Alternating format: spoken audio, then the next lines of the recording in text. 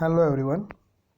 आज हम देखेंगे यूनिट नंबर 3 डिफरेंशिएशन मीन्स विकलन चैप्टर के अंदर और एक नया टॉपिक लॉगरिदमिक डिफरेंशिएशन मतलब लघुगणकीय विकलन। सो लॉग कब लेना है वो मेन इंपॉर्टेंट है। सो एक एग्जांपल मैं देता हूँ आपको। आपके पास जो स्टैंडर्ड फार्मूला है वो कौन कौन से है मैं आपको बताता हूँ। ई रेस टू एक्स है, तो ई रेस टू एक्स का आंसर क्या लिखते हैं हम? ई रेस टू एक्स ही लिखते हैं। अब मान लो दूसरी है हमारे पास formula a raise to x. क्या है? A raise to x. So a raise to x का आंसर क्या आता है? A raise to x into log a, ये आंसर आता है। अब मैं बोलूँ एक्स रेस टू एक्स की फॉर्मूला लिखो, उसका विकलन लिखो, तो हमारे पास फॉर्मूला है उनकी? नहीं है। देखो यहाँ पे ध्यान से देखो, यहाँ पे बेस क्या है हमारा? ई है, और यहाँ पे पावर क्या है? एक्स है। यहाँ पे बेस क्या है? ए है, और यहाँ पे पावर क्या है? एक्स है। मतलब सिर्फ पावर ही एक्स के टर्म में है। देखो ये ई जो है वो एक्चुअली कांस्टेंट ही है, ए जो है वो भी एक हमारा कांस्टेंट ही है मानो। ओके, सो सिर्फ हमारा पावर ही एक्स के टर्म में है। देखो लेकिन यहाँ पे एक्स रेस टू एक्स में क्या है? देखो ये बेस जो है वो भी एक्स है, पावर भी एक्स है, दोनों क्या है? एक्स में है। सो ऐसी कोई टर्म आती है तब हमें क्या लेना है? दोनों साइड पे पहले लॉग लेना है, बाद में हमें एग्जांपल कैलकुलेट करना है। सिंपल, समझ में आया?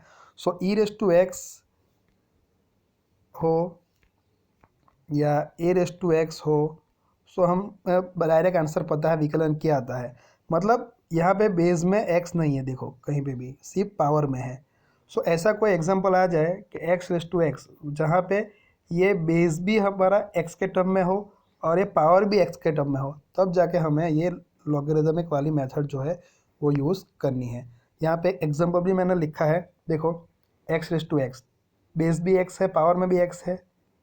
ये देखो sine x raise to x, तो बेस में भी साइन एक्स है तो एक्स का ही फंक्शन है, ये एक्स वाली टर्म ही है, और पावर में भी एक्स है। ये लिखा है x raise to ten x, so base में भी एक्स है, पावर में भी टेन एक्स है, तो एक्स वाला ही टर्म है।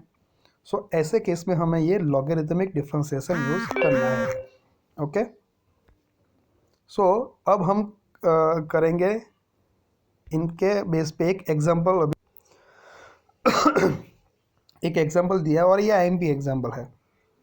Find dy by d x if y equal to x raise to x. जो y equal to x raise to x हो तो dy by d x so दो। सो हमें जो दिया हुआ फंक्शन वो लिखते हैं y equal to x raise to x. अब देखो यहाँ पे एक्स रेस टू एक्स है, सो बेस भी एक्स वाला है, पावर भी एक्स वाला है। सो उसको क्या करना है? ऐसा टर्म हो तो दोनों साइड पे पहले लॉग लेना है। Taking logarithm on both sides, बन्ने बाजू लघुगणक लेता है।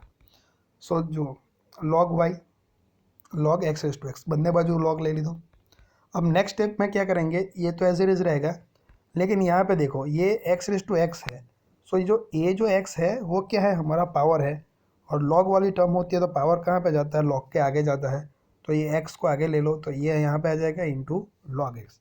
बस इतना ही डिफरेंस है। हमने जो प्रीवियस मेथड देखी थी इम्प्लिसिट मेथड वाली, बस वही करना है। अब ये इक्वेशन आ गया, दोनों साइड पे हमें डेरिवेटिव लेना है विथ रिस्पेक्ट टू एक्स, मतलब differentiating with respect to x on both side.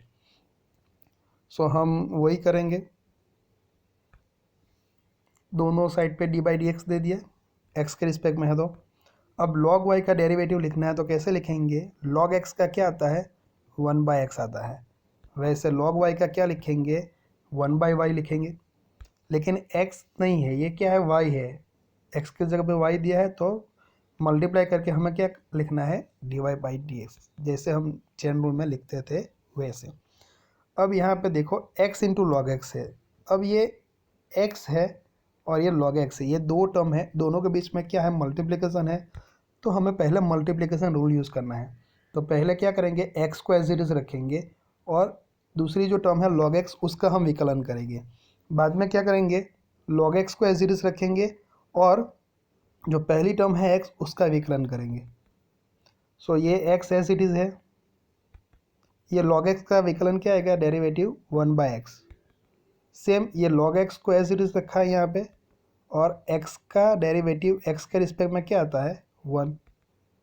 अब यहाँ पे क्या होगा नेक्स्ट स्टेप में, ये x और ये x कैंसिल हो जाएगा तो क्या रहेगा 1 रहेगा, और ये log x इंटू 1 क्या आएगा log x।